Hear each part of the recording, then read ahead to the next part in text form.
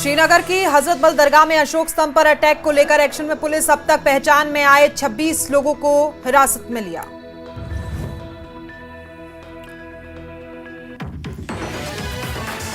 दरगाह में बवाल पर जम्मू कश्मीर की सियासत में उबाल। उमर अब्दुल्ला बोले, ये दुर्भाग्यपूर्ण, लेकिन क्यों लगाया राष्ट्रीय चिन्ह। महबूबा ने कहा, वक्फ बोर्ड को भंग करे मुख्यमंत्री। दरक्षा अंद्राबी का पलटवार, शिलालेख जहां है वहीं रहेगा। डोडा में मेडिकल सब सेंटर के शिफ्टिंग विवाद पर बढ़ी विधायक महराज मलिक की मुश्किलें। कल हुई चोरी के मामले में महराज मलिक समेत 5 पर एफआईआर।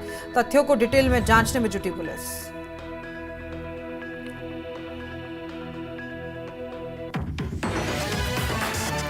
रियासी के महौर में फिर हुआ लैंडस्लाइड। पहाड़ी से मलबा उतरते देख मूसर इलाके में अफरा तफरी, घरों को छोड़कर भागते दिखे लोग। एसडीआरएफ की टीम रेस्क्यू में जुटी।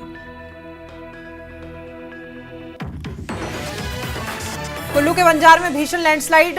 शेगली धार गांव में घरों में आई बड़ी बड़ी दरारें। 24 परिवारों ने मकान किए खाली, सरकार से लगाई मदद की गुहार।